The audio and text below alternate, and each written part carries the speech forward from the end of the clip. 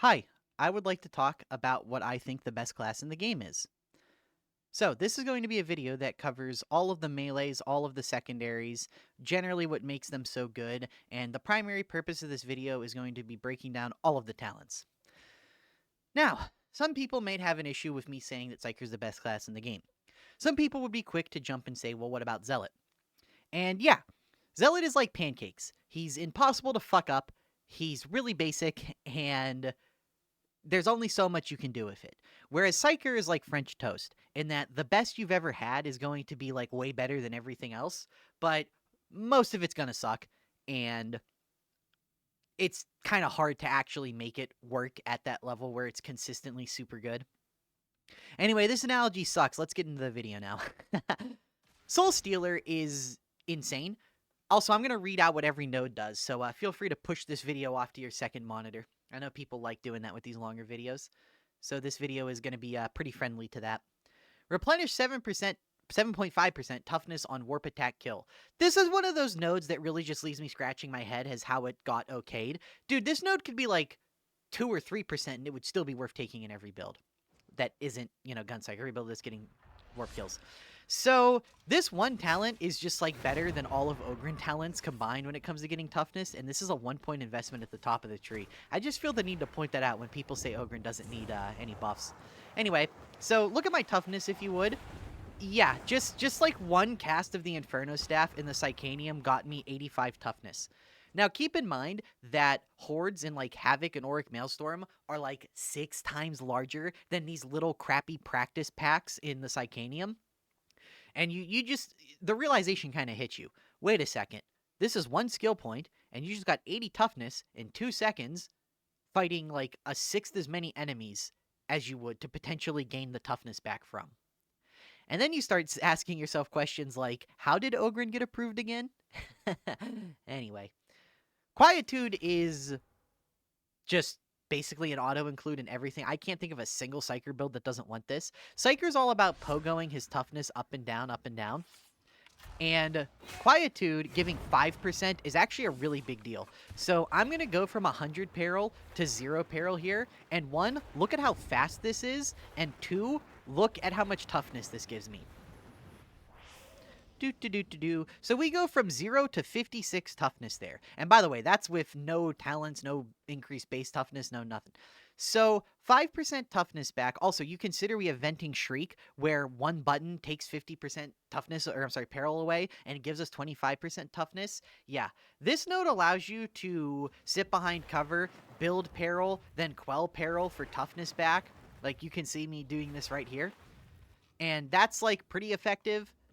This also just rewards you for existing, but the most impactful thing about this, I have to say, is this right here. So you build your peril, you do your psyker stuff, then you swap to your melee. Oh, I gotta kill these gunners here or whatever. And you see how I'm just passively constantly generating toughness?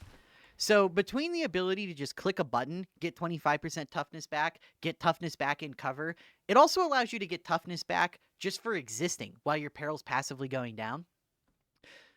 And that is something that most clashes wishes to God they could have. Dude, Oghren literally wishes he had something like this that just gave him 5. Ogryn's got to sit there and slow walk while he braces a gun to get this. Psyker just gets it for existing. This node is fantastic. Warp expenditure, on the other hand, is the opposite of fantastic and is kind of crappy. So I'll talk about why, but I think you can tell just by looking at this. And my biggest regret of the last like month is putting warp expenditure in that Gunsiker build and not the one soul talent. So look, 29 toughness back from warp expenditure, but we got like 60 back from Quietude. So we quell faster, we quell more, and we quell passively. We have to actively try and generate peril. It gives us half as much back, and it takes way longer to generate peril. So that's 3 things working against warp expenditure that work in Quietude's favor. Really, warp expenditure would have to be like 7% toughness for me to really want to be taking it in every build without question. Metal. Metal is kind of problematic. Also, in case I forgot, warp expenditure is 2.5% toughness for every 10% peril generated. I don't know if I remember to read it out or not. Sorry, stupid. Insert brain damage cat gif. Metal is critical hits replenish 5% toughness, also grants 5% increased movement speed for 4 seconds, stacks 3 times. This node is goddamn overpowered. They keep changing this thing and nerfing this thing and stealth nerfing this thing, and it keeps being like one of the best skills in the game. So, every critical hit independently procs this. So the way that this node works currently is, let's say you use the flame staff, and let's say you hit, like, you just sweep it across 60 guys, and let's say you get 7 crits. Each of those 7 crits procs metal 1 time. Same with trauma staff, void strike, lightning, all that crap. Including your cleave on your melee as well, by the way. This is melee talent as well. So you cleave once, you get like 5 crits, you get 25% toughness back, and then, you know, let's say it's with the Force Greatsword or whatever, and those count as warp kills. Oh my god, now you just generated like 50 toughness. Oh, you also pressed Venting Shriek and got another 20. Oh, okay, you just went from 0 to 1 toughness in like a frame. Okay, cool. But the movement speed is the craziest part. So I'm not going to use any movement speed increases here. I just want to show you what this is like. So this is move speed with Devil's Claw. Here, let me get a weapon that really amplifies the movement speed. Let's use the knife. So this is your move speed with the knife right here. Okay, now let's proc metal. Okay, good. We got metal all nice and procced, and look. Yeah, that's crazy. Just the absolute difference in movement speed that this one freaking skill provides. And that movement speed allows you to disengage from basically anything in any situation. And as a result, that severely lowers the impact of kinetic deflection. I am fully on the train that kinetic deflection is a bad skill because it doesn't actively help you do anything, and you can just run away from most of your problems with metal. Perilous combustion is killing an elite or a specialist enemy, applies 3 stacks of soul blaze to nearby enemies, causing damage over time. This node, I have a lot to say about it. It's good. I'm not going to try to convince you that it's not, but it's also not kind of that good, and I'm going to convince you of that. So I recommend using the mod Power DI. Okay, there is 2 lenses to look at perilous combustion with, and we're going to evaluate both perspective because I think one is far more reasonable than the other. So, first things first, I recommend getting Power DI and just take Perilous Combustion, make it your only source of Soul Blaze, and then just look at how much Soul Blaze damage you do. It's going to be like 10, 20,000. It is not good. So, there is lens number 1, where Perilous Combustion is not very good, and it doesn't actually provide that much damage, nor does it actually help with any killing. And this is true in most builds, I feel like. So let me show you why someone may be thinking like this. So, 1 dot is like 10 damage, 10-7 damage. 2 dots goes up to like 37, and then 3 dots goes up to about 77. Okay, so that's really not enough to kill like much of anything. Hold on, let me just respawn this so you can see the HP numbers. It's really just not enough to kill like much of anything. And then there's also the problem of distance, where those 2 guys weren't close enough to activate this. It has a distance of like 3-something meters. So you have to be standing here, and the enemy has to be standing like there at the absolute maximum. So it doesn't have that big of a radius to actually spread, and the damage it spreads really isn't that good.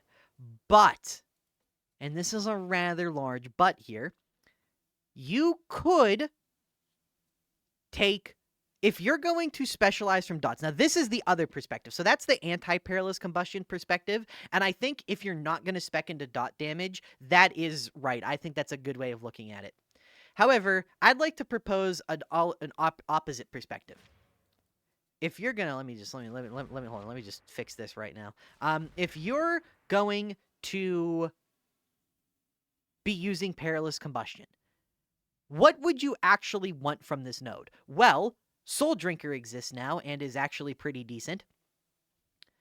And second off, perilous combustion is a dot. And like all dots, they can be severely amplified. I think you see where I'm going with this. So keep in mind those numbers from last time.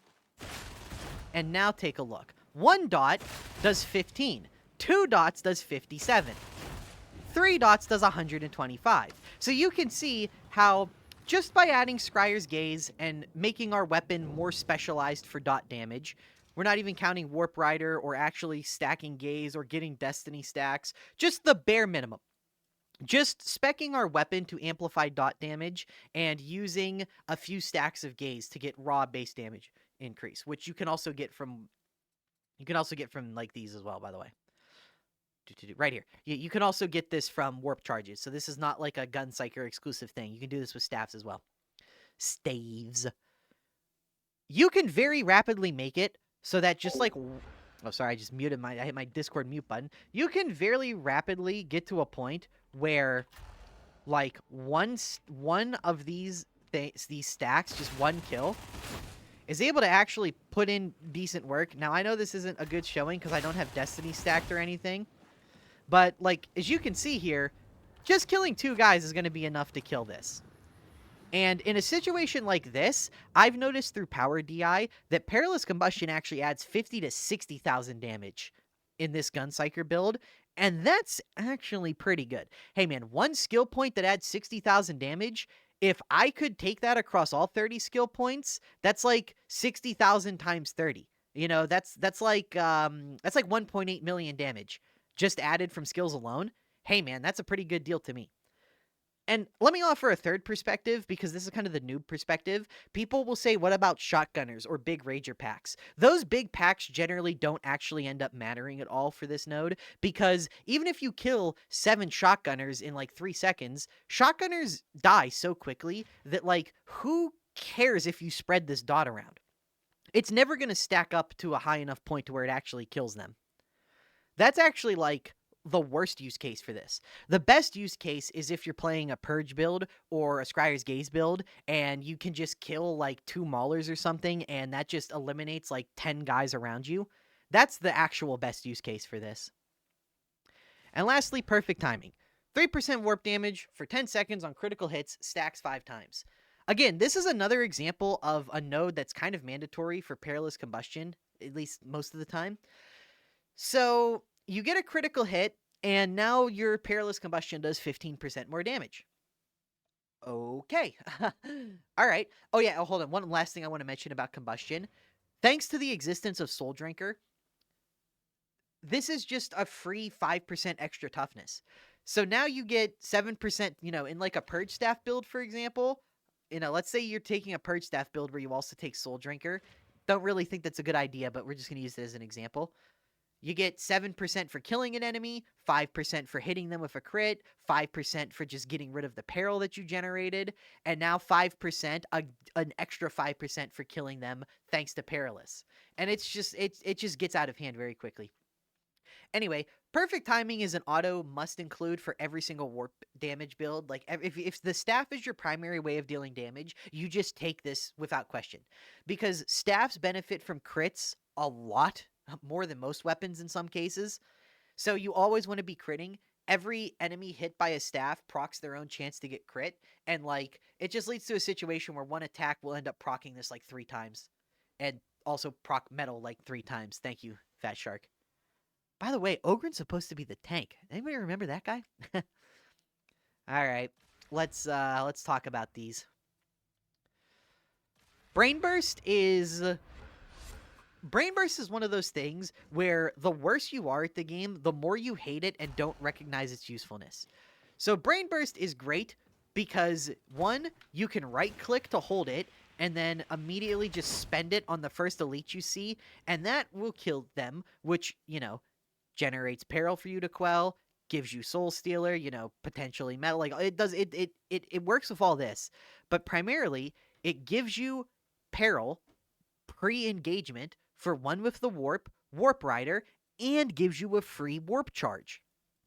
And hey, all 3 of each of these things on their own, really strong, but all 3 of them for 1 action that doesn't cost you anything because you were just charging it in an elevator or going down a staircase or something. Hey man, like, for example, let's say you hear a trapper or you hear a flamer and you're in an airlock. Well, why not just charge this and then, oh, there's the flamer. Okay, goodbye. Instantly dies. People complain about teammates killing your brain burst targets. Guys, if you are brain bursting something that someone is able to run up in melee, that's why you think brain burst is bad. Not because people killing the target you're brain bursting is an actual problem. You're just not good at using it. Like, that's just the honest truth. Kinetic resonance is surprisingly good. This is another thing where, okay, we're in an airlock. We just came out of it. You have no heat. Your ultimate's ready. You aren't going to need it for another 30 seconds. Fuck it. Just press it and just kill, like, every single elite and specialist there is very quickly for no cost to yourself. You know? It's just one of those things where why not, yeah? This is a fine single skill point because it opens up a new option for you to do. You know, if there's like 7 elite gunners pinning you down, just you're in cover anyway. You're not going to be generating a ton of peril. You aren't going to need venting shriek. Just throw out shriek to maybe stun them for like half a second to knock them over or whatever. And then just go to town with resonance. Just pop, pop, pop, pop before they get up. It's just a new way to handle a problematic situation. Kinetic flare. This node is awful. I don't know why, but when the skill tree rework came out, there was a big push amongst a lot of people that were saying to take this node. And I think I know the cause of it. There's this one really subpar YouTuber I can think of, a particular robot I could name, and he used to take this talent a lot. So a lot of people just kind of, you know, lemmings, just sheep, followed the pack type of deal. But if you actually think about it, this skill is god-awful. So let's use the purge staff, because this is the best way to proc it. Okay, there we go. And now we can't do it again for 15 seconds. Oh, okay. 15 seconds, huh? Let's look at a completed build like this.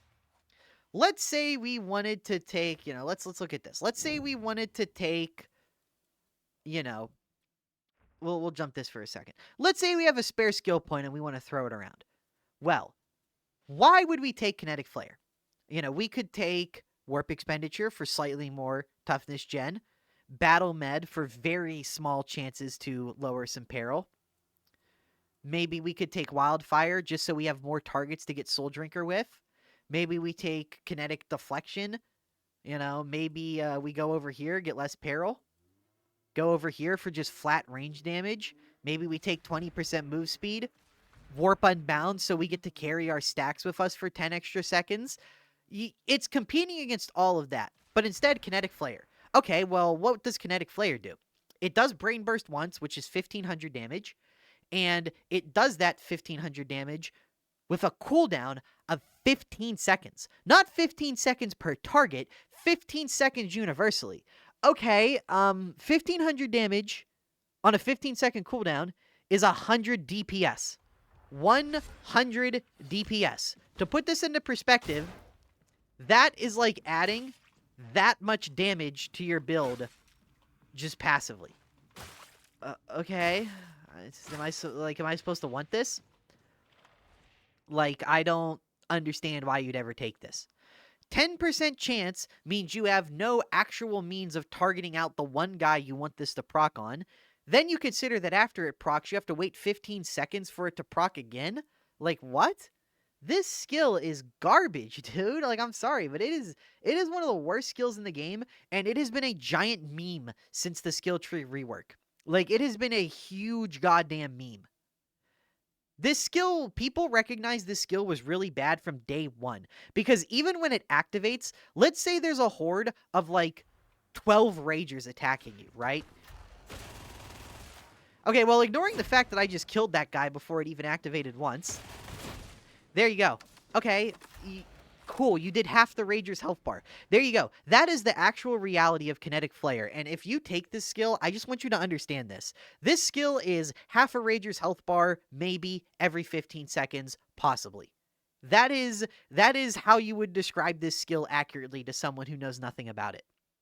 And if you think that's worth one skill point, when you could instead be spending that skill point on, like, you know, anything else, like Cruel Fortune or extra, you know, maybe Essence Harvest, warp speed, I'm sorry, but you're a silly Billy.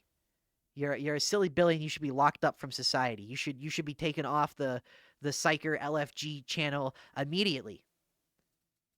I was gonna make a joke about that crappy Anathem guide, but I think they actually recommend this, don't they? I haven't read it in quite a while. I read through it once and was like, wow, this is terrible.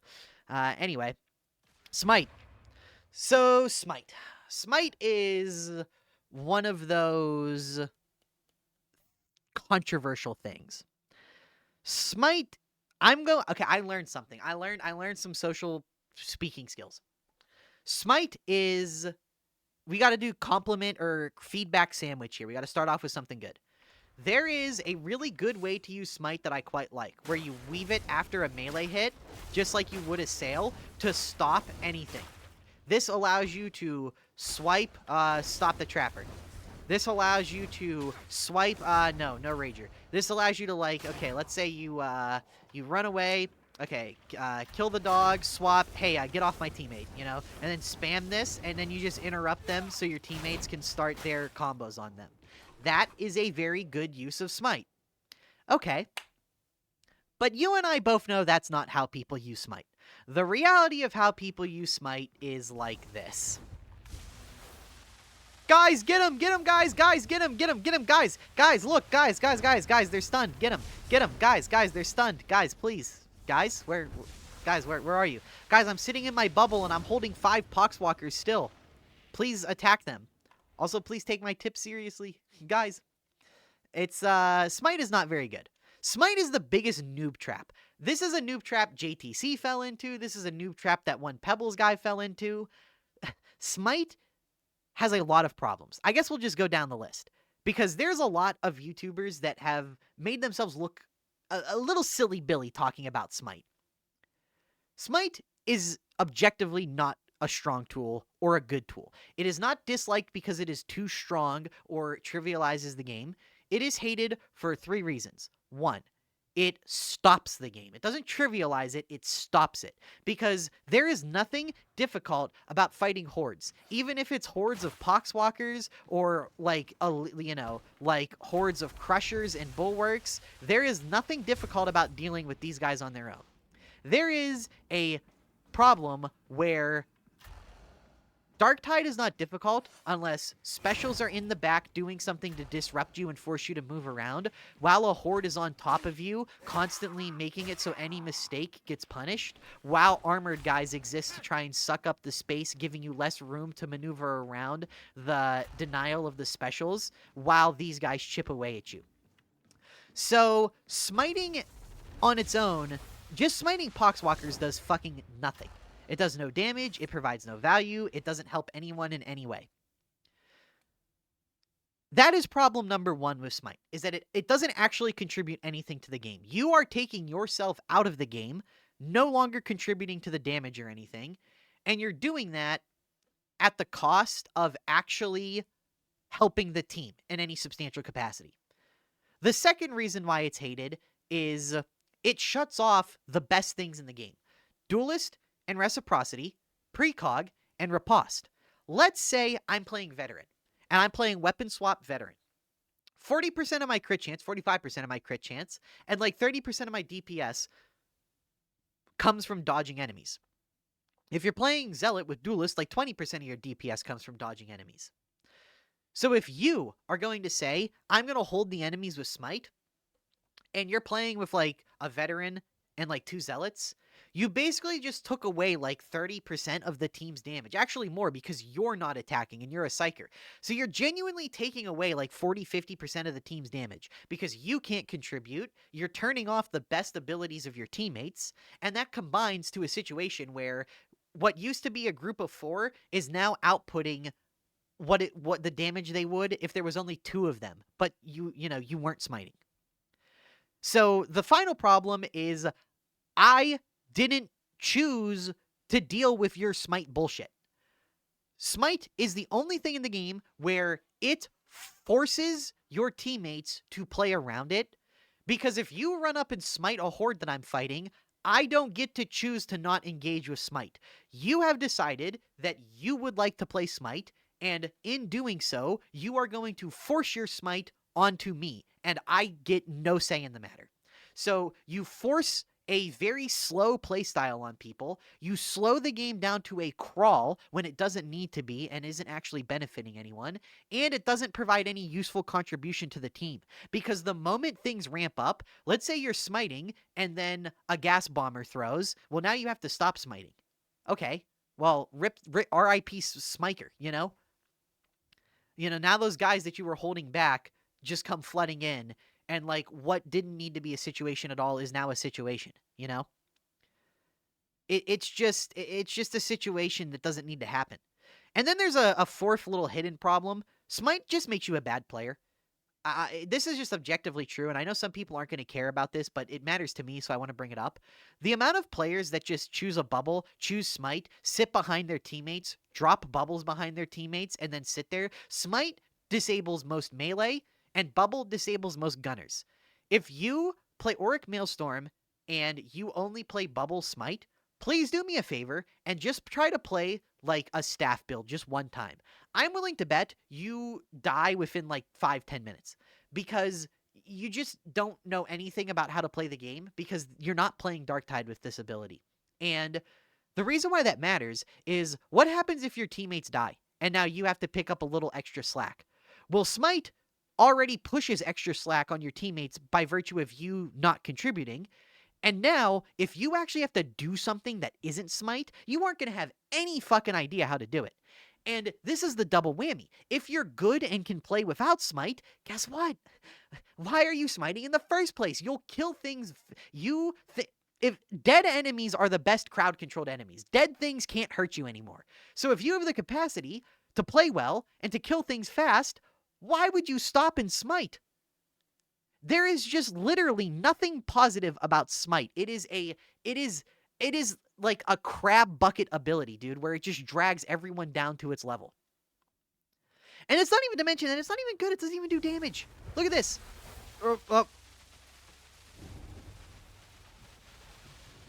Wow. 0 to 100 peril just holding these guys, and it didn't even kill them. Okay. Can I just show you this? Can I just show you that you can just do this? And look, that actually kills the enemies. And this knocks crushers over as well. And this pops bulwarks open.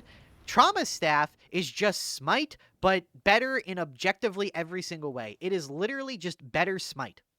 If you want to play Smite for the crowd control, just play Trauma Staff, because it provides as much crowd control as Smite, to the same enemies as Smite, in the same fashion as Smite.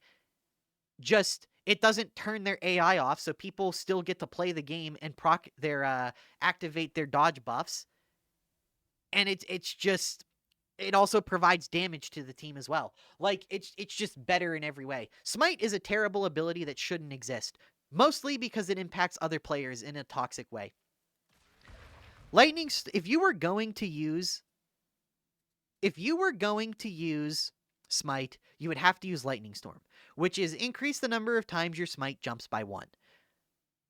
It just makes it so you smite like 3 extra targets. Who cares? Moving on. Charge Strike is your heavy melee attacks electrocute enemies on hit, damaging them. Can I just take the gloves off and just make fun of this node for a second? I don't think I'm going to offend anyone with this because I've literally never seen anyone use this node. Why the fuck is this in the game, Fat Shark? No, seriously, look at this. Have any of you guys watching this video ever actually used this node? I mean, look at this. It's a dot that deals 7 damage. And you can't even stack it. You can't even stack it. Look, you can't stack it.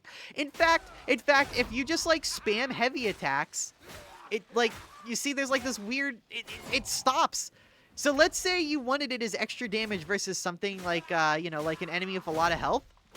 Well, you just do these attacks and it like causes hitches in the dot. It's like you have to walk away for the dot to actually take effect. And then the dot only deals like 40 fucking damage. I think this is like the worst skill in the game.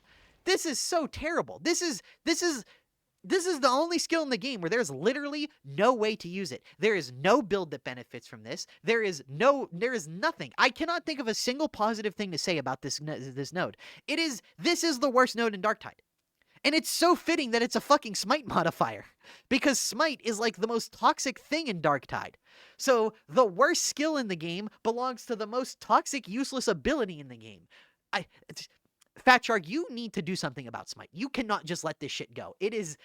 Every supporting node sucks. The ability sucks. The playstyle sucks. It makes people toxic. It makes people aggravated. It makes people not want to play the game. And then some people use it as a crutch to where it's the only way they can play the game. I just wish it didn't ever exist. Genuinely, I just wish it did not exist in the first place. And then finally, Enfeeble. This is so funny to me. Enemies electrocuted by you take 10% increased base damage. 10%? That's it? Wow. Wowie zowie, guys. Zoinks! So, if I'm playing Veteran, 45% of my crit chance comes from dodging.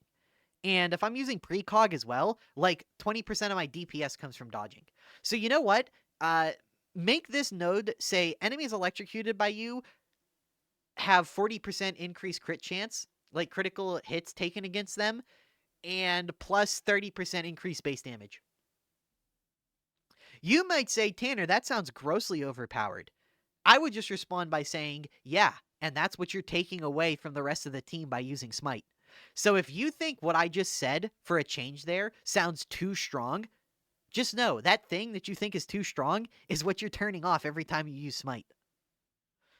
And, you know, when you look at it that way, it's pretty obvious why people don't have a very good opinion of smite. Okay, now let's talk Assail. Oh boy. I think Assail is kind of a noob trap. Assail is the kind of ability where it's very fun and it's very way good enough to use that you don't really have to justify it. But there is like no meta build that uses Assail. I'm just going to say that. Not this, I mean, I would say Assail is like A tier, like it is super good. But let's talk about how you actually use this. So remember how I showed you weaving with Smite? Well, guess what? You can weave with Assail as well. See? You see how this is working? You just do a melee attack, pull out Assail, throw, and then do another melee attack. This cancels the ending animations of both of these abilities. So, I mean, hell, if you just look at how quickly I can throw these Assails. Okay, now, see? You can just, like, straight up throw Assail quicker if you cancel it by swapping. It's the same as Quell canceling, but you're doing it in between your melee strikes. So, if you want to use, like, say, an Electric Staff, which specializes in single target damage, you know, like, it would be one-shotting this stuff with a crit, and then you want to use this for extra horde clear, I actually think this is great. Like, I genuinely think this is a fantastic playstyle. It's really fun, it's really active, and it's just really effective. If you're going to take Assail, you have to take Ethereal Shards, which is projectiles from Assail now pierce additional targets. Basically, this is just the Assail attacks an extra enemy node. But then you consider that extra enemy means every single Assail shard is 33% better than it used to be. So you have 10 Assail shards. Each Assail shard is 33% better. Just taking Ethereal Shards, this would be like if you could throw out like 14 to 15 Assails instead of just 10. This is basically just plus 5 Assails. So it's kind of mandatory. Quick Shards is also pretty mandatory if you plan on using Assail a lot. So, getting shards back 30% faster and having every shard be 33% more effective leads to an actually pretty damn good blitz, especially if you're going to be weaving it a lot. I really don't have anything bad to say about Assail other than it shuts off Psykinetic's aura, and in a lot of builds like in Gun Psyker or Purge Staff, you'd just rather be doing the build stuff and not using Assail. Really, outside of, like, maybe Void Strike Staff, but definitely Electric Staff, Assail doesn't really have much of a place. It's just in an awkward thing where there's that meme that Psyker is bad at horde clearing, or that there's that other meme of Gun Psyker takes a lot of ammo, which is totally not true anymore, by the way. Thanks to the recent buffs, it's actually a pretty ammo-efficient build. So Assail exists to kind of patch those holes up, but they're holes that never existed. Except for the ammo on Gun Psyker. That one definitely existed for a long time. But I digress. Assail is just good. It's good. It's fun. I would never look twice at someone taking it. But you can definitely play Assail very poorly. I will say that. All right. Wildfire. This is another absolutely terrible skill node. Okay. This node probably requires a little bit of context, so I want you to look at the screen for once. Okay, so look, we do this, and then how do I want to showcase this? Humana. Okay, I know how to showcase this. All right, watch this. All right, so yeah, we have the soul blaze stacks on this guy. Did I not take Wildfire, or did it just not work? Oh, okay, there we go. It just... Okay. So you see how they're ticking for 2? Yeah. The way Wildfire works... Well, let me showcase this again. I don't know if that was like a bug or what. Okay, there we go. So, Wildfire works by taking 1 stack of Soul Blaze, 1... Okay, so you have a guy that dies with 4 stacks, right? It takes those 4 stacks, separates them into singular stacks, and then puts 1 stack on 4 enemies. That is fucking garbage, dude. This node is terrible. The only thing I could even devil's advocate for this skill node is that it's really good with Souldrinker. Which, I mean, if you have a skill point to spare and you're taking Souldrinker, it's just extra toughness. Souldrinker does a lot of heavy lifting for these nodes. I'm just going to say that. Wildfire is... I can't even play devil's advocate, man. This skill node fucking is terrible. If it was 4 stacks applied to everything in the area, it just takes 4 stacks off one guy and then puts 4 stacks on all the guys that are within, you know, the like 3-meter radius, then it would be okay. Like, I could understand people taking this. But as it is, the only reason you would take this is if you're tricked by a rotunda, whatever the scientific name for a shark is, rotunda, like Osteopithecus or whatever. And you just think this node does more than it actually does. If you actually just look at the demonstration I just showed, there is no way in hell anyone outside of just like a contrarian who just wants to disagree with me because they don't like me could even argue this node is useful. Okay, Psykinetics Aura. This is the best skill in the game. Decrease... Oh yeah, wait, I forgot to read Wildfire. Oops. When an enemy dies while affected by your Soul Blaze, nearby enemies each gain up to 4 stacks of Soul Blaze. They cannot gain more stacks than the dying enemy had. Why? Okay, Psykinetics Aura. Decreases ability cooldown for you and allies on coherency by 5% on a leader specialist kill. So I would like to correct something I've said in the past, because I'm a bit of a silly Billy. I'm not a very good public speaker. This only works when the psyker gets a kill. So if you or the psyker kill a specialist or an elite, everyone on the team gets 5% regeneration on their ability. So the reason why this matters, 4% combat ability regen. Thank God for Havoc. Now everyone there's very few people who disagree with me now when I say combat ability regen is a must for like every build and is super powerful. I'm so happy that Havoc has just kind of made that the default standard opinion. This is our modded realm moment where we all realized that this stat was the best in Vermintide as well, because like actually challenging content came out, even though we had to make it ourselves. But Psykinetics Aura is that roll on the Curio that you can apply to 4 people just for killing an enemy type that you will be killing literally hundreds of. Like let me pull up a scoreboard here. And okay, no, this scoreboard sucks. That was... Oh, this is Sedition. Where is it? Okay, Damnation, right here. So look, Elite 180, 113, 140, 39. So you add these numbers up, I mean, if we just go off of my numbers, 180 times 5%, 103 times 5%, like, dude. Geez, dude. That's like almost 300 kills. That's 300 instances of 5% cooldown. 20 instances of this is a free ultimate. So I proc this 300 times. Let's say I was playing Psyker. I would proc this 300 times. You only need 20 times for a free ultimate. There's 4 players. So that's legitimately like 13 free ultimates across 4 players. So if I was a Psyker in that scoreboard I just showed you, then guess what?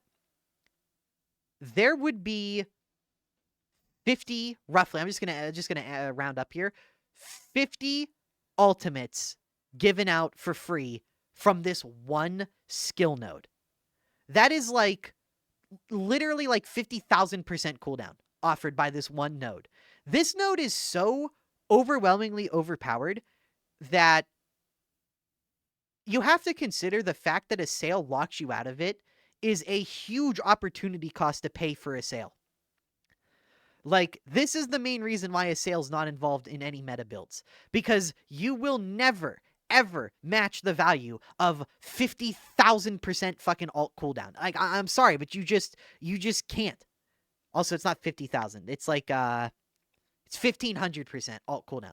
1,500% alt cooldown. It's just like, come on, dude.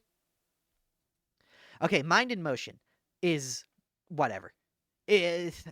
I don't have much to say about this. If you quell a lot, you take this. Your movement speed is not reduced while quelling peril.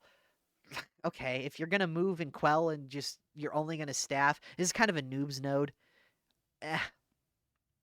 Like, there's nothing to talk about. Nobody takes this because it's just not valuable. Especially, so part of what makes this not valuable is this right here. So let's say you need to quell. You have a lot of peril and you need to quell. Well, sprint, slide, quell while sliding. Here you go. You have unlocked mind in motion, but for free. Malefic Momentum is actually really good, especially for a saale, especially if you're going to be canceling a saale. I almost said canceling. But if you're going to be canceling a saale where you melee attack a saale, melee attack a saale, this is just like constant 25% damage. Or I'm sorry, 20% damage for your saale and your melee. And this is like the primary reason why people like a saale. Frankly, like this is it right here. And yeah, this is like an S tier skill when it's working. Okay, now we get to talk about all the new stuff. 30% damage to Force Staff's primary attack after fully charged Force Staff's secondary attack lasts 5 seconds.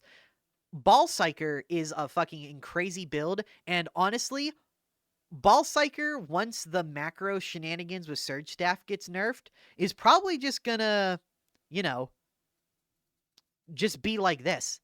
So you can do this where you just charge. This node is kind of whatever. 30% damage is a lot, I will say, but it's a lot, but also 5 seconds isn't very long, and it's just, you know, it's just a nice damage boost. If you're going to play Ball Psyker, it's worth it. But if you're not going to play Ball Psyker, it's just not good. But this is the node that I really want to talk about. Well, we'll save that when we get there chronologically. Oh, also, this is 30% damage to Force Staff primary attack after fully charged Force Staff secondary attack. Lasts 5 seconds. Perilous Assault, this node fucking sucks. Up to 50% weapon wield speed increases as your peril increases. I am going to make a short 2-minute video just proving this because I've never heard anyone talk about it. This node is bugged. And I've legitimately, I don't think the one crappy Steam guide on Psyker doesn't mention it. No one mentions it on Reddit.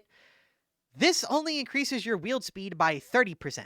I have recorded 2 unlisted videos on my channel where I just weapon swap with this node and I weapon swap without this node, and at 100% peril, by the way, for both weapon swaps.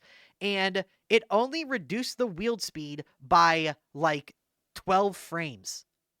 Literally, we went on YouTube, we used the thing where you can scroll frame by frame and counted. It's like 20 frames, or I'm sorry. It's like 47 frames to weapon swap in total. And this only increased it by like 12 frames. So maybe it is working as intended because it's only weapon wield speed, but why isn't it weapon swap speed? Literally, make this weapon swap speed and it actually becomes pretty decent. As wield speed, it's basically unwieldable. Lightning speed is god tier, and if you're going to be meleeing at all, you should pretty much always take this. Every character, Ogryn, Vet, Zealot, Psyker, wants the 10% attack speed in every build. This is the swift slaying of Darktide, in that every build benefits substantially from it. It makes every build better noticeably. Any build, you could have a 10 out of 10 build, not take the 10% attack speed node, and it becomes a 9 out of a 10 build now. And yeah, this is just a 10% melee attack speed node. Okay, Souldrinker. Killing an enemy with Soul Blaze restores 5% toughness and grants 5% critical hit chance for 5 seconds. Okay, so let me just not take all this stuff, and let me just grab this.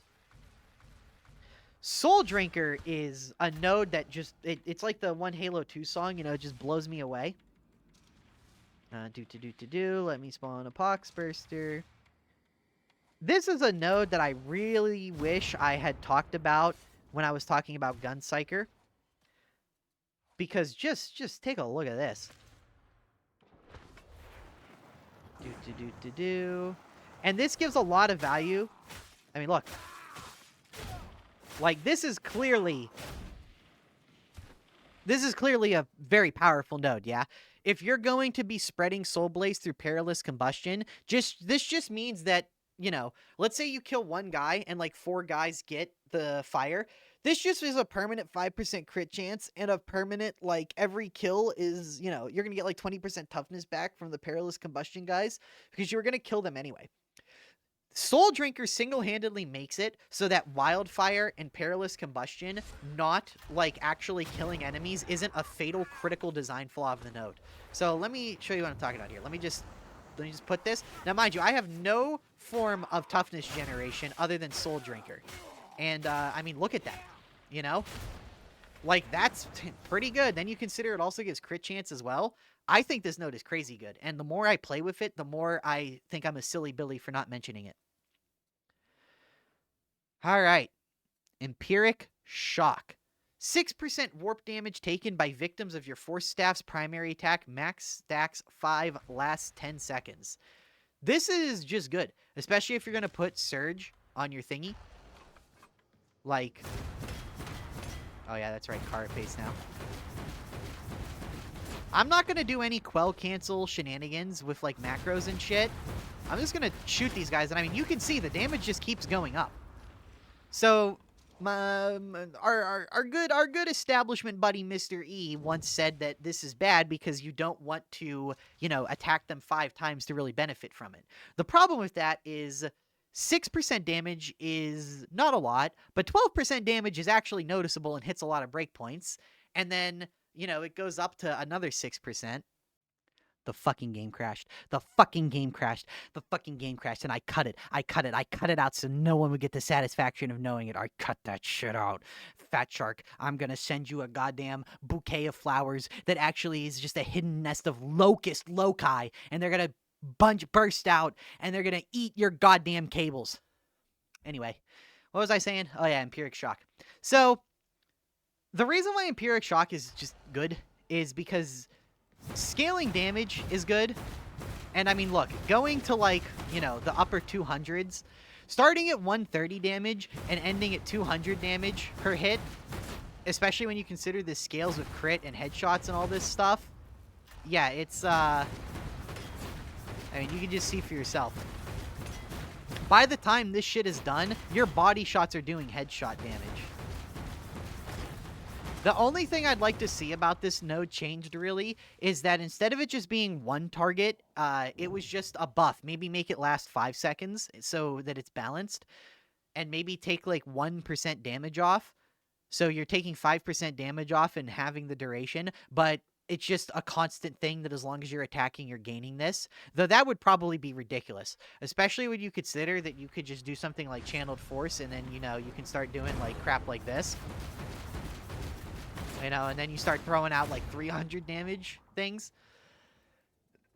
I could see that getting a little out of hand really quickly. By Crack of Bone is really good in Gun Psyker. Ah, geez, sorry, I'm dying. By Crack of Bone is really good in Gun Psyker, but really not good anywhere else, if I'm being honest. Melee weak spot kills quell 5% peril and reduce further peril generation by 20% for 4 seconds. Okay. It does exactly what it says, and it's good. Though you don't really generate a lot of peril when you're meleeing if you're not using Gun Psyker. And yeah, I mean, I really don't know what else to say of this node. In Gun Psyker, it's absolutely goated. In every other build, it's not really ever worth taking. Warp splitting, however, is fucking wild. I can't believe they actually added this. I'm just gonna be honest with you guys. Like, I don't think people recognize yet just how fucking out of pocket this goddamn skill is. But let me just grab a Devil's Claw sword here. Give you a little demonstration. Newly infected. There we go. So I'm just going to try to cleave these guys down without warp splitting, okay? just to show you what this is like. No warp splitting. This is the 100% cleave based on peril node, by the way. All right, so you see that? All those 25s, all those 76s. You see how many hits this takes? Okay. All right. You know, pretty good clear. Pretty decent clear. Okay, now with warp splitting, though. Just show you the difference here. I don't like how those guys, they're not lined up nearly as well as they were last time. Want to keep the demonstration consistent, you know? Okay, so there is more guys here. I hit the button clearly more times than last time. But just watch this.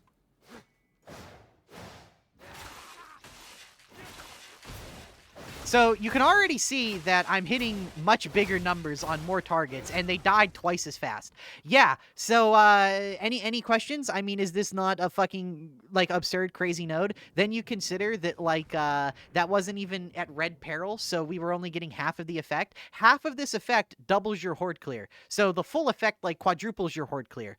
By the way, Psyker's not good in melee, tee-hee. Yeah, warp splitting is fucking ridiculous.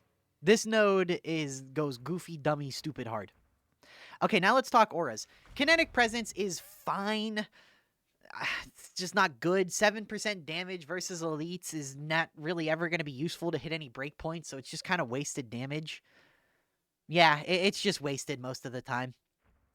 Seer's presence is insane because, you know, as I said with trinkets and havoc, cooldown reduction has finally proven itself to be the godlike, like, best stat in the game that it always has been. So more of this, always better. And prescience is fine. 5% critical hit chance is good. Nowhere near as good. It is easier to get critical hit chance than it is to get this. Think about it. Gun psyker gets like 80% crit chance. Zealot gets like 70 to 80% crit chance. Veteran gets like 60% crit chance. You just don't need this. It's never hurts to have, but it never really helps in any super noticeable fashion. This node is funny and shitposty and memey, but kind of sucks. It's unlucky for some, and when an ally in coherency gets knocked down, replenish 100% toughness to all other allies in coherency. Okay. Why? Why is this a coherency skill?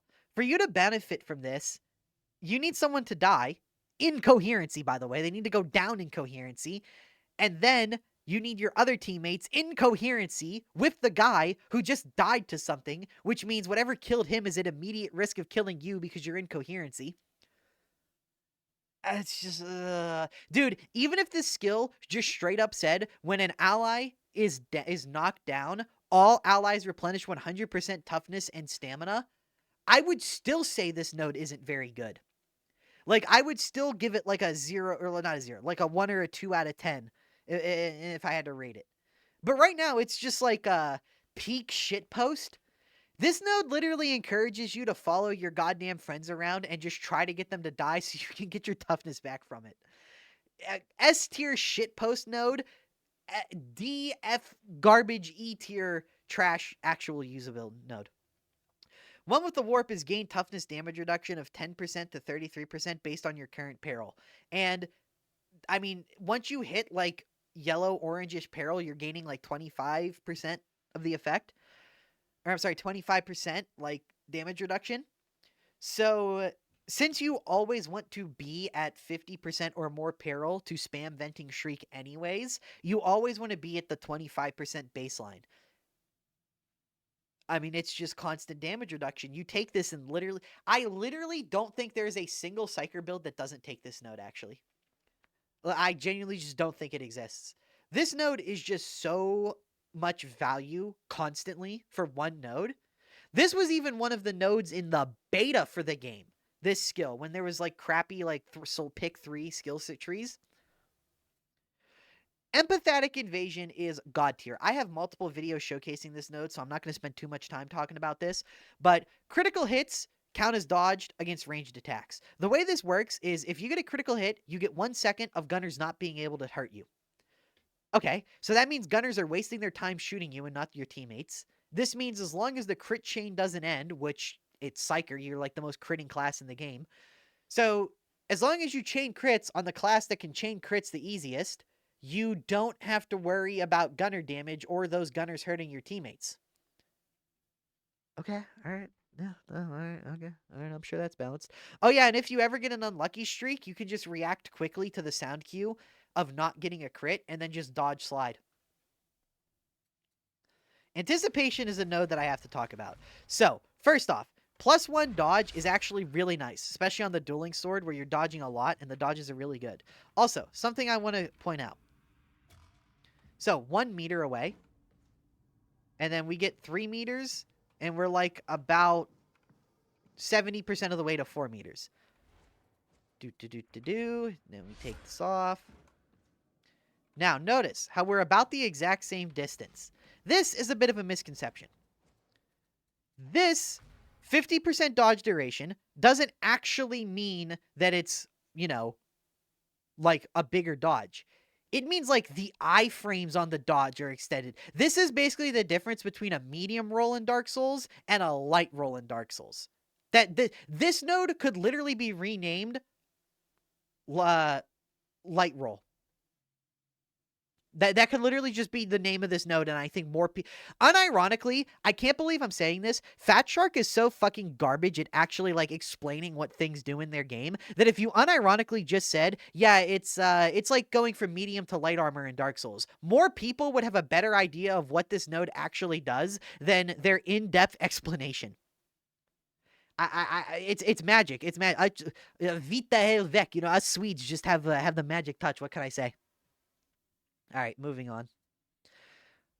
Ultimates, man, it's intimidating knowing this video is like an hour long, and we still have all this to talk about. Venting Shriek is God tier.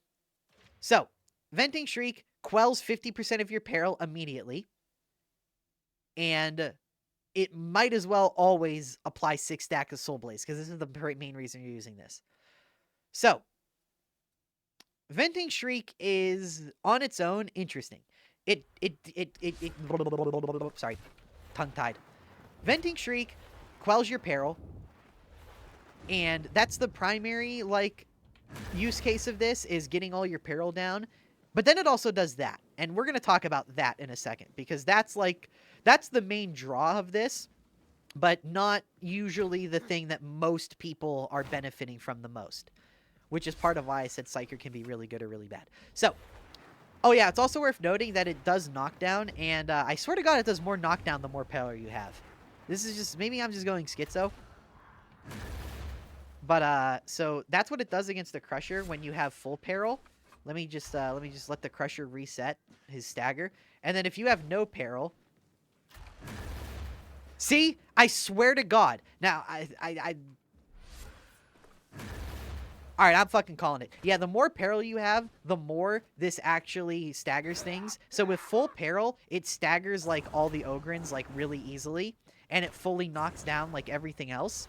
It quells 50% of your peril. And here's the most important thing. It overcaps peril.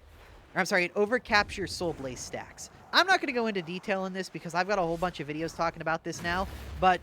every stack deals more damage than the previous stack. So we went from 180 damage ticks there to 280 damage ticks. Which, considering that we went from 16 stacks to, like, 22 stacks, the fact that we received, like, a 70-80% damage increase for only increasing the stack number by, like, 20%, that should probably speak volumes to how big of an increase this actually is. Okay. Beclaiming Eruption. Venting Shriek now decreases peril generation by 1% for each enemy hit, stacking 25 times. Is just nice. It just gives you that little cushion. Really, though, if you could not take this node, you'd want to. Oh, yeah, something that's worth noting. Venting Shriek goes through walls and does a lot further than you think it does. See, it went through this wall and hit enemies all the way over here. So this thing has like a 25-ish to 30. Yeah, no, it has a 30-meter radius that goes through walls and unlimited vertical elevation. Which means if you have a teammate that's up there and dogged, and you just like do that, you will get the dog off of them.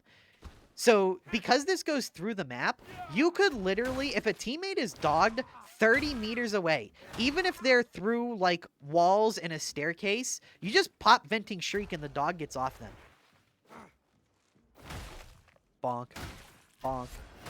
Bonk. Sorry, I'm getting distracted. Creeping Flames. This right here is God tier. Venting Shriek applies 6 stacks of Soul Blaze to targets hit based on your current peril. Okay, so it's for every 10% peril, it applies a stack. I don't know why it doesn't just say that. But they can say Venting Shriek applies 1 stack of Soul Blaze for every 10% peril quelled, capping at 6 stacks. And that would just be an objectively, like, straight up better description. Whatever. And I already explained that in the previous showcase, so we don't got to sit here and yap about this too much. This, however, is fucking garbage. Your Venting Shriek now also deals 200 damage based off your current peril percentage. Fat Shark, why is this even in the game? No, like genuinely, why is this in the game? First off, 6 stacks of Soul Blaze is just on its own more than 200 damage. So, you know. Second off, it's only 200 damage if you're at 100% peril. Whereas the other Creeping Flame, so you saw that. We, Warp Rupture did 150 damage there at fucking 100% peril. Or like 90% peril. Well, if we get to just 60% peril with Creeping Flame, you can see that just like 5-7 ticks of this dot is doing more damage. So, Creeping Flame activates twice as fast as Warp Rupture and just deals like 30% more damage. Like, this isn't even a matter of opinion. This is just objectively better than this. And that's before you get into things like Souldrinker synergy and like, you know, all your warp damage synergies, because warp damage scales better than, you know, this just flat stock damage.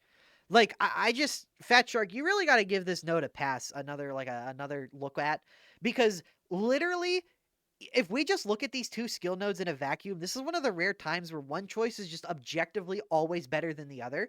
Even if you had no build, right? Even if you just had to, like, this is literally a buzzer kind of situation, where this one ability, it activates faster, it has half the activation condition of the other one, and it just deals 20% more damage than the other one. This is one of those cases, I haven't said this in, like, months, so you're gonna have to forgive me, but you're just straight up stupid if you take Warp Rupture over Creeping Flames. Actually, for being honest, you probably just don't know any better, because I imagine the average person wouldn't know how much damage 6 stacks of Soul Blaze is. So I don't mean that you're stupid. I just mean it's like, if this was on a test, people would give you the side eye for getting it wrong kind of thing. All right. Bubble boy. A bubble blowing baby bubble blower. So, Telekine Shield is, you know what fucking shield is. I'm not reading this one. So, we're not going to talk about the shield. We're going to talk about the bubble. The dome. So, first off, in case you didn't know, you can press F. You can hold F to get a better idea of where you're dropping the bubble. Also, please use the mod Let Me See, because without it, the bubble is terrible, and I hate trying to shoot outside of it. Okay, anyway, those 2 things out of the way. The bubble is not very good until you get into Havoc, where it becomes very good, and I'll talk about that in a second. So, the bubble outside of Havoc is awful. It's just another tool to try and slow the game down. There's really no way to, like, aggressively push with it. I know some people say you can push in, drop the bubble, and not worry about gunners, but dude, if you're already, like, getting point blank with gunners, they're already not a threat. I think bubble is terrible, and I don't have too much to say about it. But bubble doesn't provide any offense. It doesn't speed the game up. It doesn't do anything. I can tell you this right now. If I'm ever playing with a pug psyker and they drop a bubble, I'm going to say, that's nice, sweetie, but I don't care. I do not put any stock in actually going inside of the bubble. I do not even bother memorizing where he dropped the bubble, because I don't care. I know that at a certain skill level, everything the bubble tries to do, you just do as a player. So hoping the bubble does it for you is just not really worthwhile. And gunners are just not dangerous. Like, I'm sorry guys, but outside of Havoc 30+, gunners are like some of the least threatening enemies in the game most of the time. So you really shouldn't be having issue with them. Telekheim Dome is just that. It turns the... So this is actually a wall. It's a shield. And the dome makes it a bubble. And then Sanctuary is this right here. 10% toughness each second. This is nice. And when it dissipates, you gain 50% toughness damage reduction. Like, Sanctuary's nice. If you're going to use Bubble, you might as well use Sanctuary. The problem is, what is Bubble good for? It's good at stopping gunners. It's okay at stopping flamers. It's not very good at stopping bombers. It's really good as a counter to burgles. I will say that. The thing is, I just don't think any of that shit's valuable. I can slide around gunners or use empathetic invasion. I can shoot gunners on every other class. I can just walk behind the burgle to attack them, let it aggro onto a teammate. I don't know. I just don't find anything. Bubble is one of those things where as you get better at the game, it becomes less and less and less valuable. Until you reach a point where it becomes an active detriment. Because you also have to consider sitting still in a bubble, unless you absolutely have to do it, you never want to be doing it. Because you want to be moving, you want to have escape routes, you want to be pushing forward, getting more resources. Their resources are unlimited, yours aren't. So just sitting back in a cuck bubble is not doing you any favors. One with the warp is not is not a bubble skill. Okay, I don't know what's going on there. Enervating Threshold. Telekheim Shield has a 10% chance to stun enemies that pass through it. Specialists have a 100% chance to get stunned, but also damage the shield. Okay, I'm just gonna be honest with you guys. The shield that you place up like this is fucking terrible. This thing sucks so bad. It does a terrible job of stopping just about everything, and I think this is probably the worst active ability in the game. But, and this is a rather large but. Hold on. I just have to. You could just like... What? Did they take this out of the game?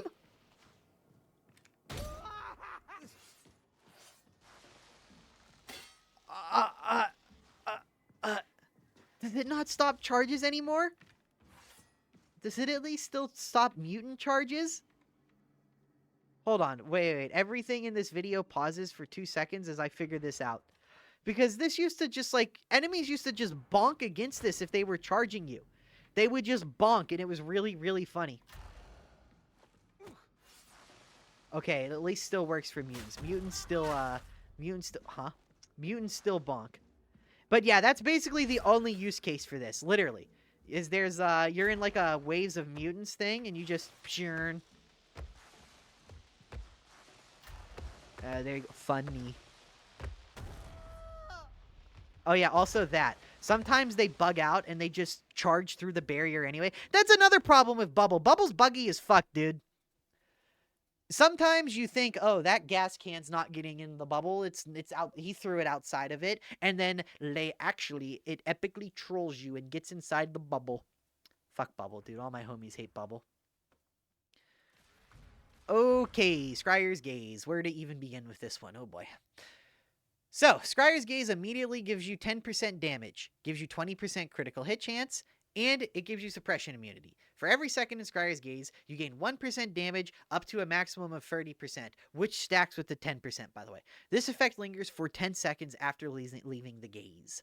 While in the gaze, you build peril constantly. Build up is temporarily slowed down by enemy kills. At 100% it ends. Scryer's Gaze cannot blow you up unless you do something else like throw in a sail shard, cough cough, that generates peril. That's the only way you can blow up with this. So if you're playing a honest-to-God, hardworking gun psyker, you will never, ever pop yourself with this ever. So 40% base damage and 20% crit chance is a lot. So just having a one button give me those stats is really fucking good. It's also really fucking good with stabs too. Warp speed is not very good. I think this, since you're already using the metal node, which is basically just this but for attacks, and that comes with the bonus of the toughness, like, this is good. Psyker just has too much move speed.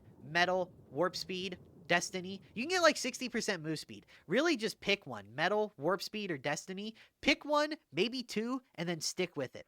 Other than that, it's just so much speed that, like, unless you plan on speedrunning or ditching your teammates, you really don't need that much. Endurance is Scryer's Gaze now grants 20% toughness reduction while active. It is just a constant 20% damage reduction, which stacks with one with the warp's 30%. God, this class is overpowered. Precognition, not the weapon blessing. Weapon kills count as 1 second spent in Scryer's Gaze. That is huge, by the way. That makes it so, as you saw in that horde clear thing I showed you with the cleave, you cleave like 1 time in a big horde and instantly get all your stacks. Each second spent in Scryer's Gaze, you now also gain 1% finesse damage, so 30% finesse damage. 30% finesse damage is like fucking... It's like 0.5x critical and weak spot multiplier. So I'm not going to get into this. Just know this is like 0.5x increase to your biggest damage increases, which get further increased by the 40% base damage increase. Reality Anchor is pretty terrible. Reduces your peril generated by 20% while active. The only time you would use something like this is if you were going for Warp Unbound and you were going to use a Staff Scryer's Gaze, which is honestly a really good build now, I must admit. So this is just, you know, the 20% peril gen, it's cool. You know, you combine it with getting like 20 kills in a second and you actually get quite a while in Scryer's Gaze. Like, it's acceptable. It's fine. And Warp Unbound is pretty much only used by people that want to abuse macros and cheat and do like 2 million damage in 20 minutes with ball spam. But I guess we'll talk about it as if you weren't doing that. Scryer's Gaze now also prevents overloading from Perils of the Warp during its lingering effect. Basically, you get 10 seconds. So basically, you get all this. You get all this shit from Scryer's Gaze, everything we just talked about. Then... that huge 40% damage and like 20% crit increase, that sticks with you. I'm sorry, just the 40% damage.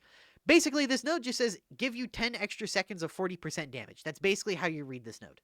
And hey, that's really good if you're going to use a staff build.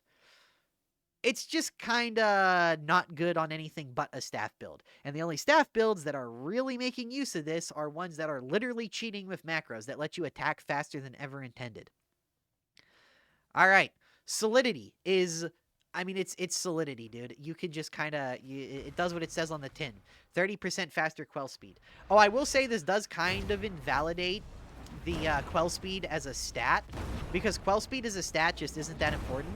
I mean, just look, like warp resistance is worse, so you're pretty much always going to have 80% quell speed on your stabs anyway, because warp speed or warp resistance is just not good, and you want to generate perils so you can lose peril. And I mean, look, this 80% warp quell speed with quietude, you can literally micro tap your goddamn quell and lose half your peril. It's pretty crazy.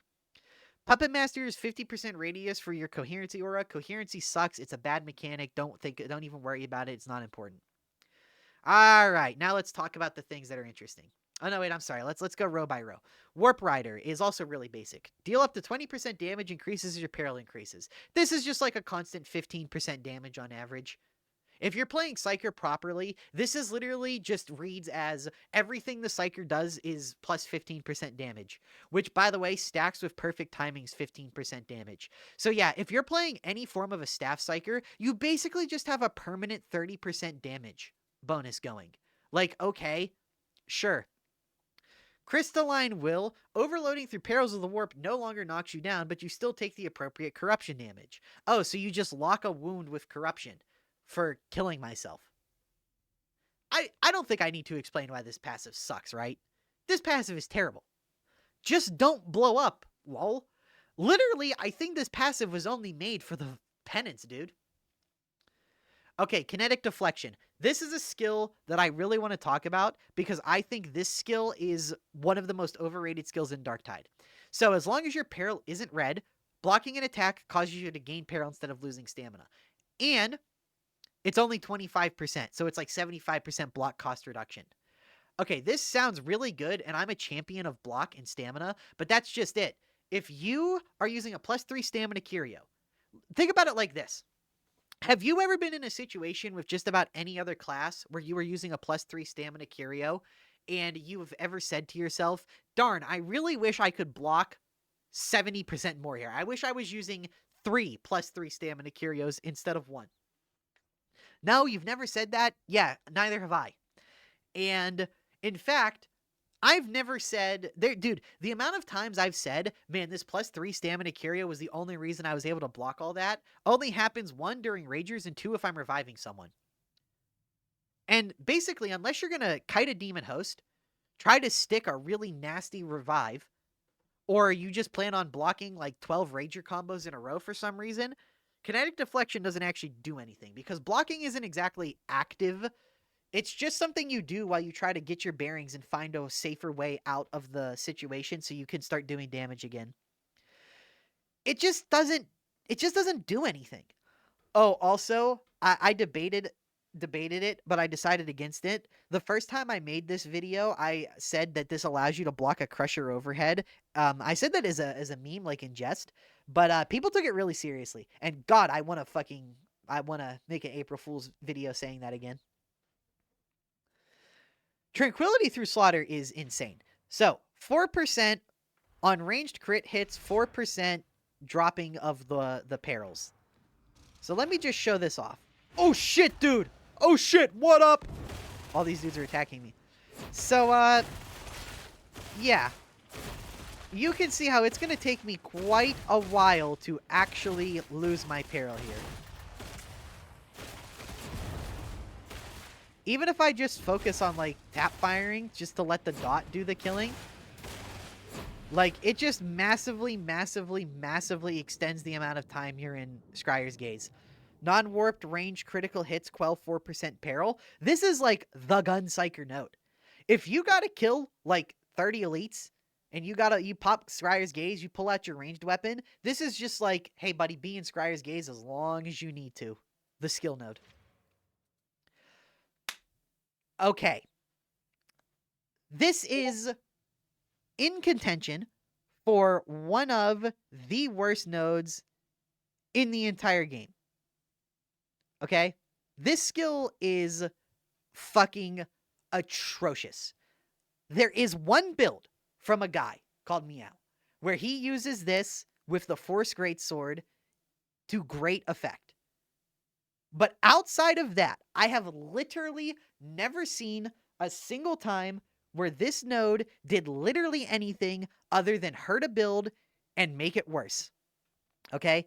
This node is awful. In fact, I think this is the only skill node in the game that actively hurts your build. And I only think there is a single build in the entire game that can make any use of this. So why is this node so fucking awful? Minus 40% peril generation is usually, this would usually be seen as a downside. Sorry, I need to set myself to red on Discord so that I stop getting all these goddamn message notifications. Sorry about that. Okay, empiric resolve. 40% minus peril gen means you generate less peril, so you get less benefit from quietude, you get less benefit from one with the warp, and you get less benefit from warp rider. So this means if you take empiric resolve for 99% of psyker builds, you are going to get less damage reduction, deal less damage, and generate less toughness. And by the way, just FYI, oh yeah, also, this right here. You want to be at high peril so that you always apply 6 stacks of this to overcap your stacks. If you're playing the average psyker build, fuck, dude, even with, like, not trauma staff, it's kind of hard, right? You know, you do this, you pop this, lose all your peril, and then you consider that you have this to give you this back in like 10 seconds. It's kind of hard as is to generate enough peril because you need to be able to every 10 seconds lose 50% peril while still being at 50% or more peril for Warp Rider and for one with the warp to activate. So you need both of these to be active while spamming this stuff. So losing half of your peril gen is not even seen as a positive in virtually any build. And then you consider that that is supposed to be an upside so powerful that it comes with a downside of generate 1/3 less toughness, Make every single node. Make metal, make warp expenditure, make quietude, make soulstealer, and make Souldrinker. You are making 1, 2, 3, 4 skill nodes that you would reasonably take in like most all of your builds. You are making 4 points that you've invested 30% worse just to gain the downside of 40% peril generation. This is such a fucking spectacular failure of game design, empiric resolve, that 99% of psyker builds that you've seen have probably taken penetration of the soul. And you know what's funny about this? Penetration of the soul is bugged and doesn't work. This node hasn't worked for like 3 months now. Yet empiric resolve is so fucking bad that 90% of people in 90% of builds would unironically, after mathing it out in spreadsheets, play testing with it. Virtually every single really good player has agreed across the board universally. It is better to spend a skill point on a bugged node that does nothing than spend a point on empiric resolve. How do you make a node that is so fucking bad, people would rather waste a goddamn skill point, they would rather do this than just take this so that they at least are investing in something that works?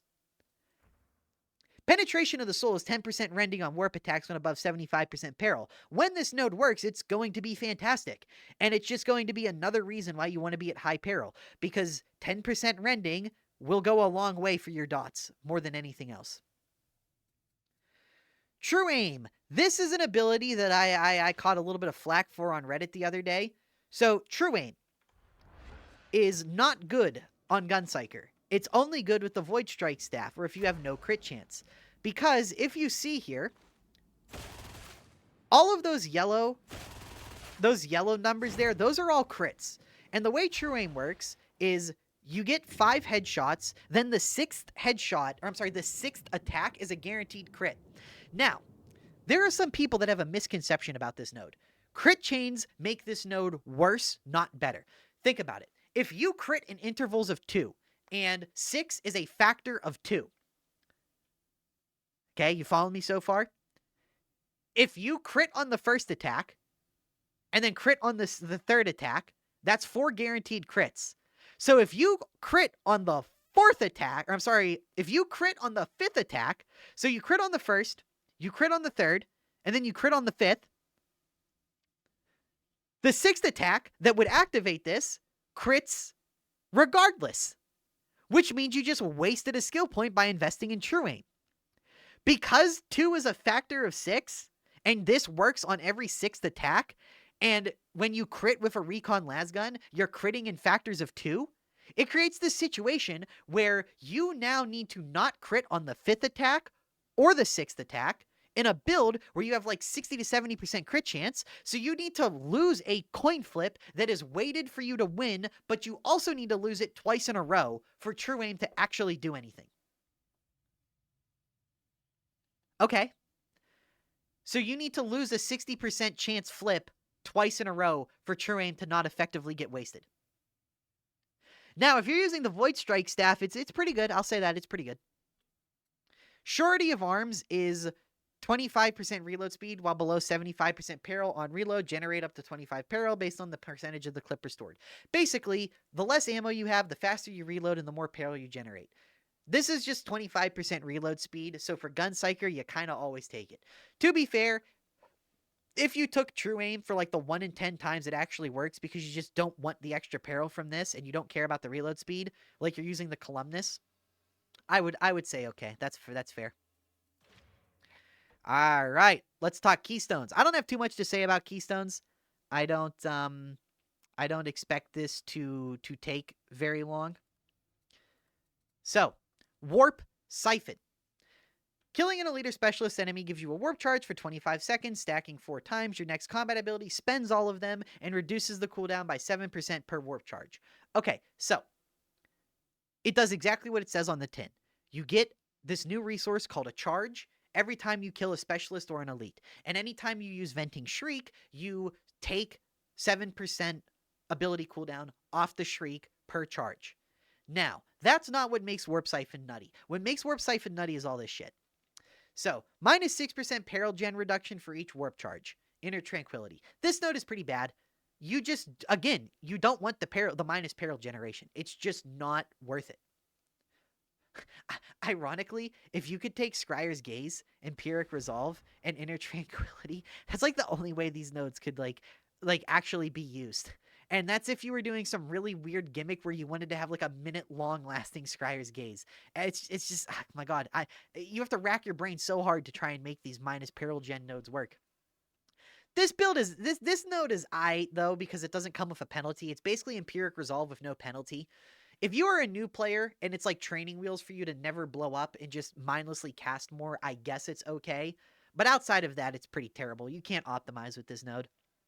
Imperium Empowerment increases all base damage by 4% for each warp charge. Wow. Then you consider Warp Battery as having 6 warp charges. So we have 6 charges that give 4 damage each. So we have like, you know, what? We have like 24 damage, 24% damage here, whatever. So, you know, this is like 20, 30% damage. This is 20% damage. This is 15% damage. And all of that works on your dots and all of your little casts and all of your everything. Like, goddamn. This keystone modifier is fucking nutty. Essence Harvest is another pretty good one. This gives you 30% toughness back over 5 seconds. So basically 5% toughness a second. Or I'm sorry, it's like 6% toughness a second on gaining a warp charge. Gaining a new one resets the timer because this would be overpowered if it just stacked like the one veteran ability. So basically, this is just kill an elite, get 30% toughness back over the next couple seconds. And yes, that stacks with all this other fucking toughness gen. Psyker is so crazy. In Fire Reborn, this node is insane. Killing an enemy with Soul Blaze has a 10% chance to grant you a warp charge. So, watch how fast I get warp charges here. Let me pull out the Purge Staff. Fuck, I don't even need the Purge Staff, really. I could probably do this demonstration with just this setup.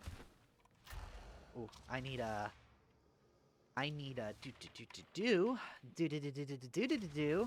Where is the trash mobs? I'm probably on elites, aren't I? Yeah. I need trash mobs. You're not what I want. Okay. Watch this.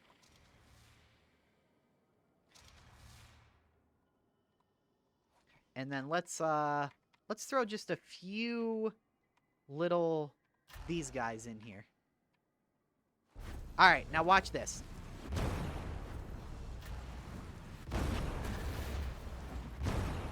Okay, so I've applied the Soul Blaze, and you see that?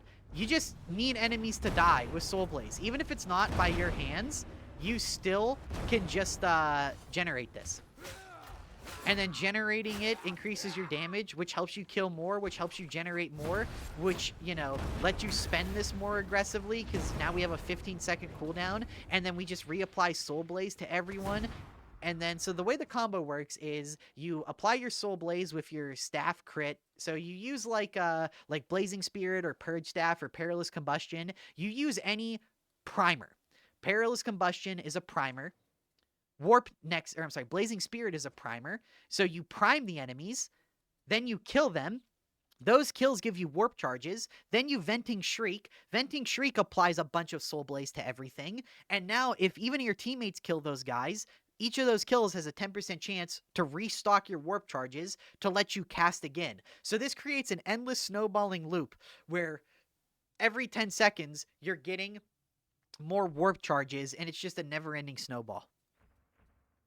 Warp Battery is just an always manual. Like, literally, hold on, I have one thing to say. Even if you don't have a way, like, dude, even if you're using, like, a Lightning Staff, if you're playing Psyker well, In Fire Reborn is better than Psychic Vampire just because of this right here.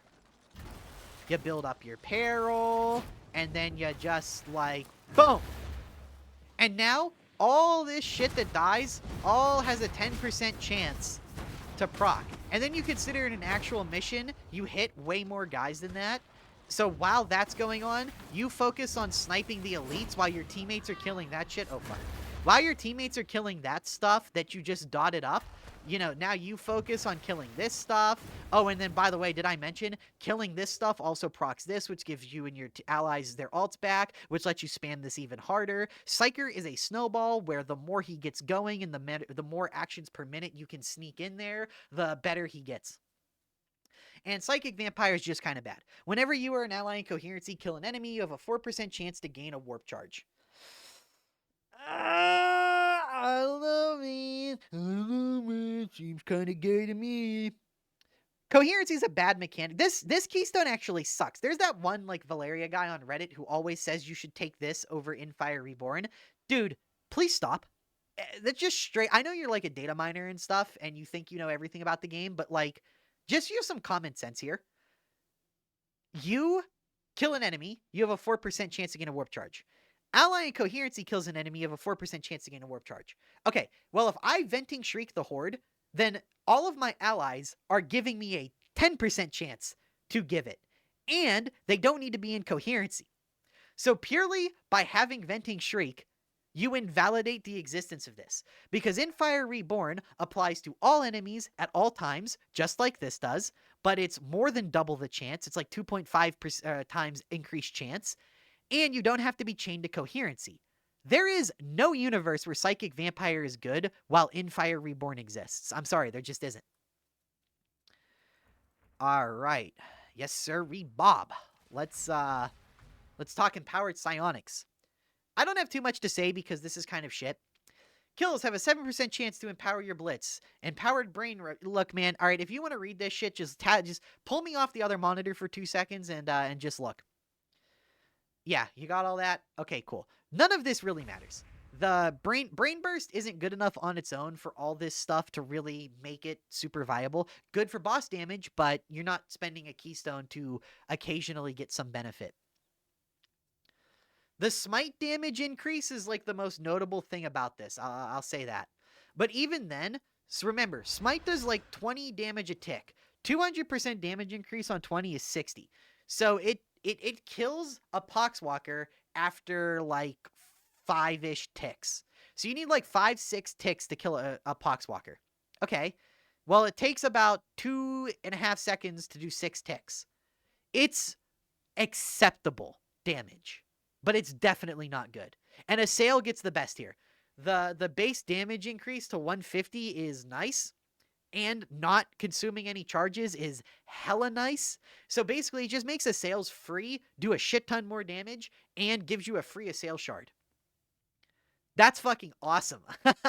Like, that's the only really good part about this keystone. And everybody just uses this with a saale. Bio lodestone. Increase the chance to gain empower psionics on kill from 7 to 12%. This is not as good as it sounds. It's actually kind of bad. So this is a 5% increase to your chance to gain. But, I mean, I'm just going to grab this here. We're just going to grab this, and then we're just going to grab this. We're going to spice it up a little bit. How many charges do you think we're going to get off this? If you said fucking none, you'd be correct. If, you know, if you said, like, fucking Zilcherino, there we go. Now we got one. So, yeah, a lot of good that 5% did me, yeah? And, right there, that's the problem. Why would I do this when I could instead do this and just chain elite kills to get a bunch of, you know, why not just do something like this, you know? Like, this allows me to just chain elite kills. And this also allows me to have some certainty. Like, okay, I know I'm going to get this here and now. So, you know, this is just always going to be better. Oh, also, you always want charged up so you can hold the charges. It's literally just you can now hold 3 stacks. Like, I don't know what else to say. Psychic Leeching. Using a Blitz while Empowered Psionics is active replenishes 15% toughness to you and allies in coherency. Please use this. This is really good. 15% toughness across 4 people. This is the value of, like... This is 60% toughness value, which is a lot. Yeah, please, please, please just go like this if you are going to use this. Sorry, I just don't have much to say about this node because no one really uses it. Psyker blitzes aren't good, and they should never be used as a standalone playstyle, and that's what this node is trying to do. This is the same thing with tanking, tunking on the Ogryn.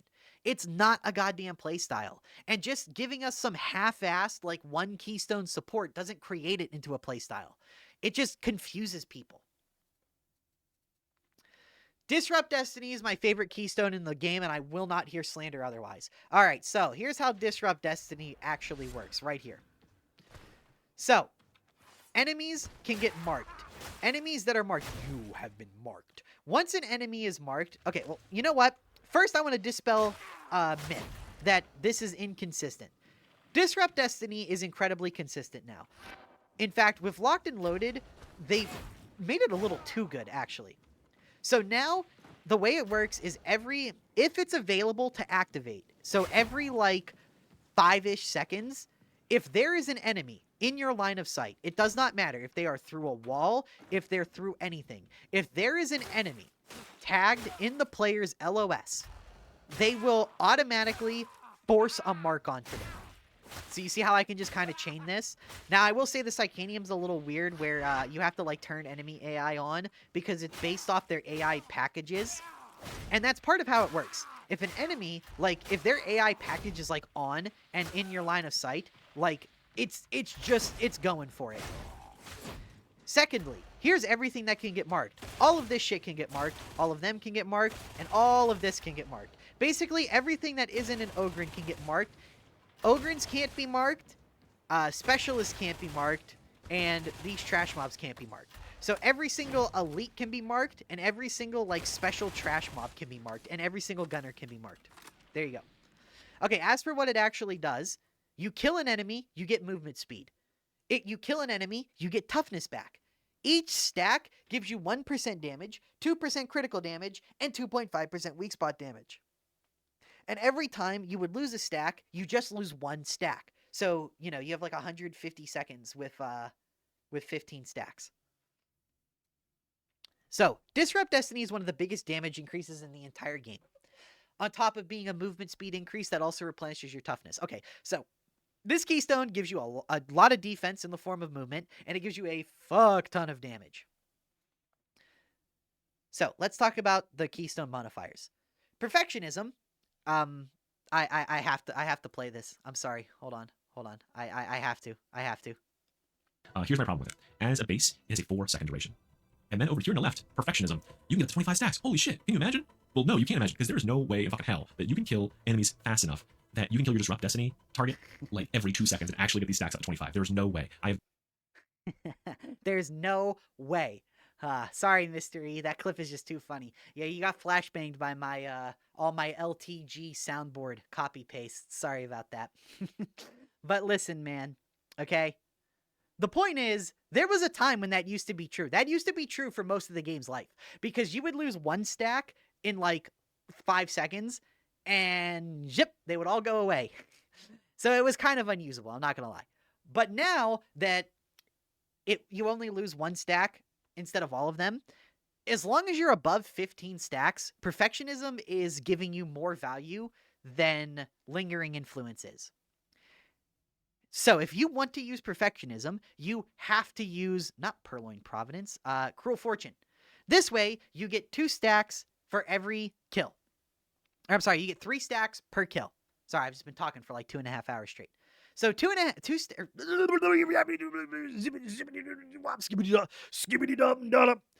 every 3 kill.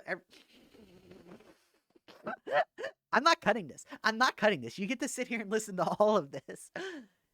Every kill giving you 3 stacks makes it so that you need less kills to reach the cap of perfectionism than the base cap.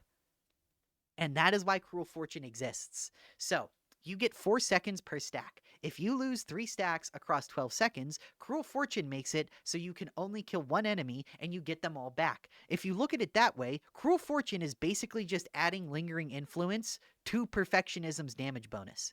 Because Lingering Influence makes it so that you go from a 4-second stack time to a 10-second stack time.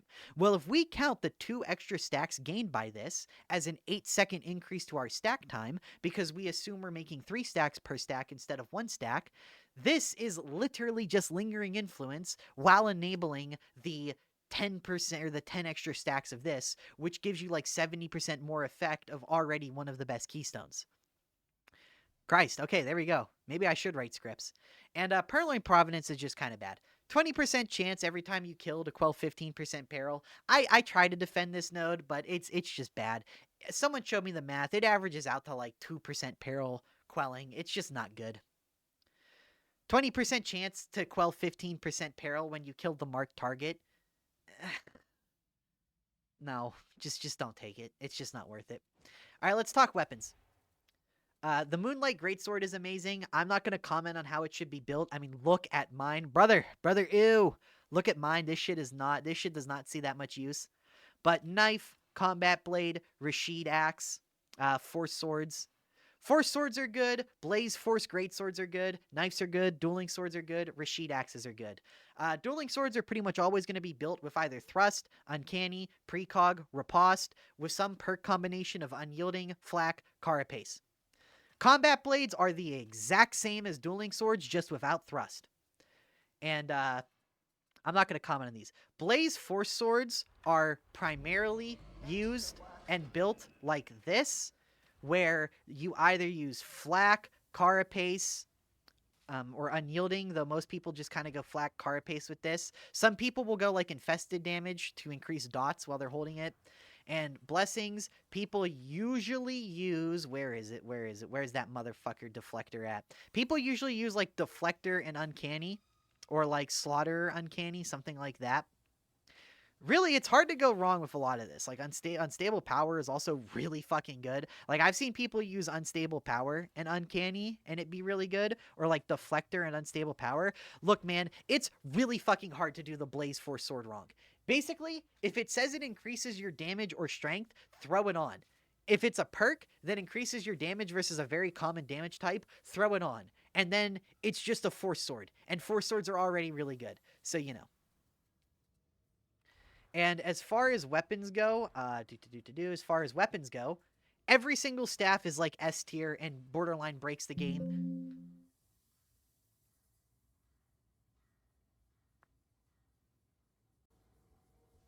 I'm gonna do things to Fat Shark.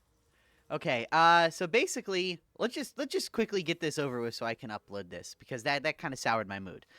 Basically, every single staff wants to dump warp resistance, some more than others. Every single staff wants warp nexus and either warp flurry or surge. The trauma staff, now called the void blast staff, is a little weird because blazing spirit's pretty good. So is where is it? Rending shockwave. Though really, outside of Havoc, you don't need Rending Shockwave. Havoc and Civi are the only 2 times you'd really want this. And you either go like flak, unyielding, or crit, or carapace. Though for most staffs, you just want flak and crit chance, because flak covers the most amount of enemies, and crit chance activates the most blessings and talents. And yeah, I can't believe I'm going to have to drop this 1-minute fucking clip in here because of that crash. Eat a dick, obese megalodon.